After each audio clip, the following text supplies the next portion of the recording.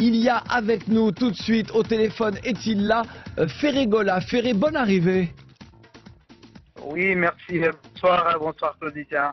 Ferré, décidément, le sort s'acharne sur nous. Tu aurais dû être ici, en studio, à RFI, pour Couleur Tropicale, mais malheureusement, des problèmes de santé nous privent en tout cas de ta présence ici. Et puis, comme tu l'as peut-être entendu, puisque tu nous écoutes, des soucis techniques. Voilà, il y a des jours comme ça, c'est comme ça. Ferré Gola, Ferré Gola. Aujourd'hui, on dit Ferré Gola. À une époque, on disait Ferré chair de poule. Tu n'es plus l'homme qui donne la chair de poule lorsqu'il interprète des chansons, ou as-tu tout simplement mûri, grandi, et donc il faut avoir un nom plus respectable, si je puis dire? Avant j'étais chair des poules et je suis toujours chair des poules. Maintenant j'ai grandi un peu. Maintenant je suis Ferré Gola. Tu es certainement, Ferré, un des artistes qui t'est promené le plus au sein des orchestres majeurs de RDC.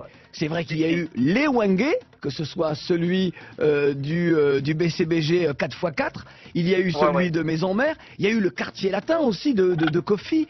Kofi Olomide. Ou en tout cas, a-t-il été facile pour toi de passer d'un orchestre à un autre? Est-ce que ça ne t'a pas valu quelques inimitiés, quelques critiques de la part, pas seulement des fanatiques, mais des professionnels du monde de la musique? Pour moi, c'est toutes les générations, que ce soit chez Maison Mère, que ce soit chez Kofi, ou soit Wenge Musica. Chez moi, c'est une expérience que j'ai vécue jusqu'à aujourd'hui. La raison pour laquelle je suis évolué, je suis toujours en mesure. Donc, qu'est-ce que je peux dire? Donc, grâce à eux, aujourd'hui, il a grandi par rapport aux écoles que moi je suis passé jusqu'à aujourd'hui. Et là, la raison pour laquelle je suis grandi pour eux. Alors, c'est vrai que tu as participé à d'autres. Là, on citait les formations importantes du pays, mais c'est vrai que tu as été membre également de Staff London, tu as été membre de Rumba des Jeunes. Là aussi, ce sont des orchestres importants des années 90. Que reste-t-il en toi de ces années-là, de ces orchestres-là? Ça, c'est le commencement. Quand j'ai commencé, c'est vrai que non, j'étais jeune. Quand j'ai commencé, c'est là où je grandis, c'est au Staff London, Rumba des Jeunes, c'est là où j'ai appris. Et la raison pour laquelle, si je suis un peu grand aujourd'hui par rapport à l'école que j'ai passée, donc c'est le commencement.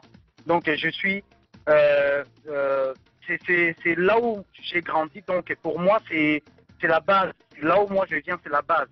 C'est la base pour l'enfant de Lingwala, de Kinshasa. Pourquoi avoir baptisé ton double album sorti en juillet dernier, Boîte Noire?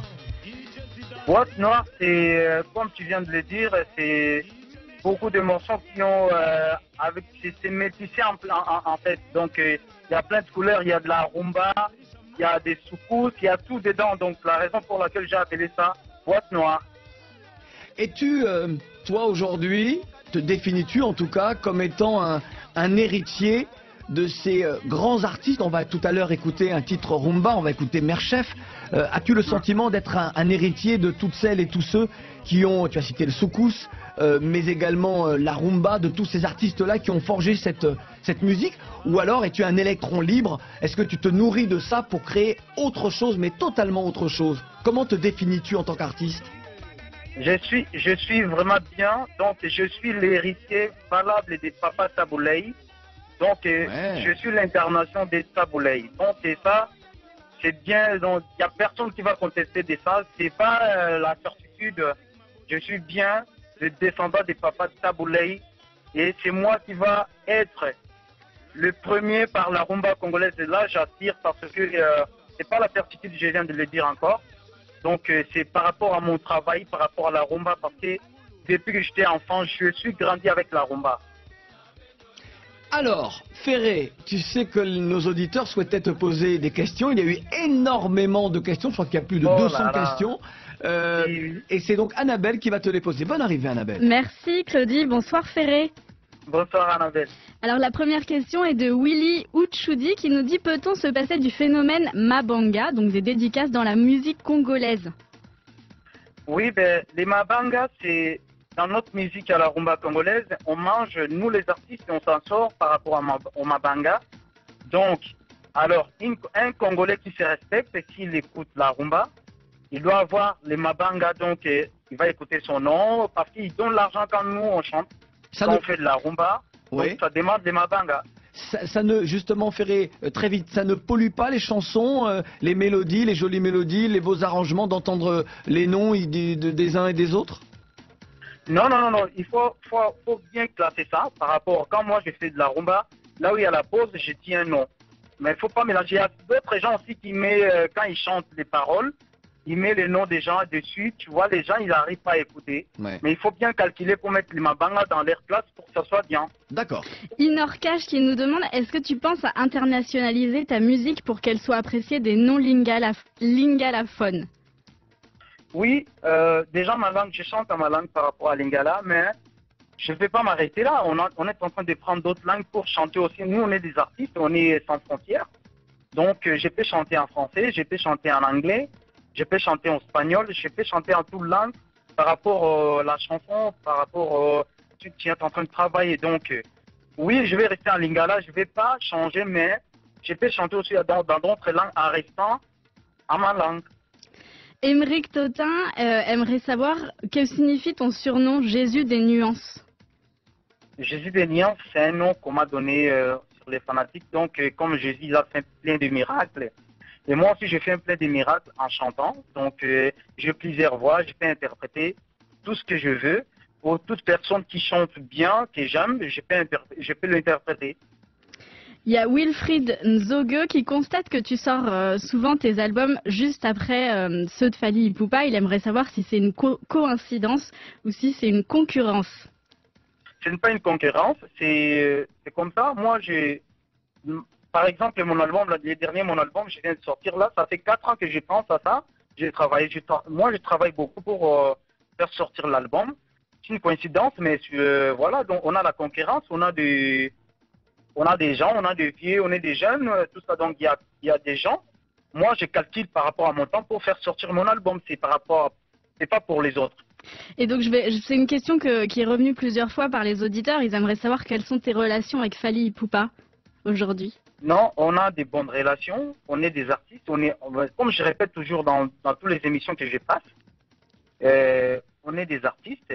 C'est un Congolais, c'est un frère pour moi, c'est un artiste que j'apprécie beaucoup, sauf qu'on n'a pas grandi ensemble, on n'a pas un truc commun des deux, tu vois. Donc voilà, on a des bonnes relations, c'est un artiste que j'aime beaucoup. On va essayer de faire très vite pour avoir d'autres questions et des réponses rapides de Ferré. Alors, une question sur justement ton double album. Don Galliano aimerait savoir pourquoi la promotion des chansons par les clips ne suit pas la tendance du public, car le public aujourd'hui apprécie Kitty Yalibaya, Boulevard, Mère Chef qu'on va écouter tout à l'heure, Chichiwash et Yindaka. Ils aimeraient savoir s'il y aura bientôt des clips de ces chansons.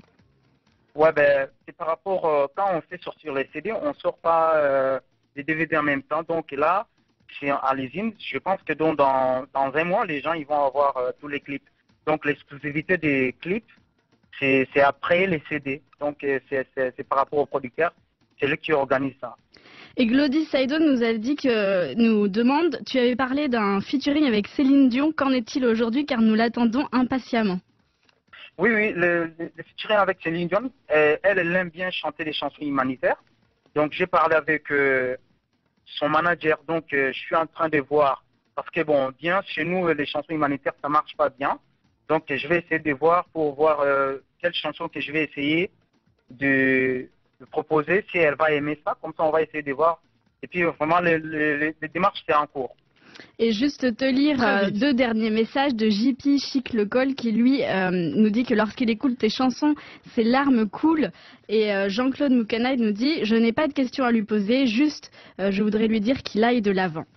Ferré Gola est un artiste brillant et nos auditeurs le savent bien, les fanatiques et pas seulement. J'espère que celles et ceux qui l'auront découvert aujourd'hui en sauront un petit peu plus sur cette nouvelle génération, sur cet artiste puissant qui continue à donner la chair de poule. Boîte Noire, c'est le dernier album en date de Ferré Gola. Ferré, merci d'avoir été avec nous. Merci Claudicien, je suis ravi. La prochaine fois, tu seras ici en studio, on va se quitter avec le titre. Ah oui, vraiment là j'attends parce qu'il y a le problème de la santé, mais... Vraiment, je m'excuse avec tous mes auditeurs qui m'ont suivi aujourd'hui. Il n'y a pas de problème. Mère Chef tout de suite.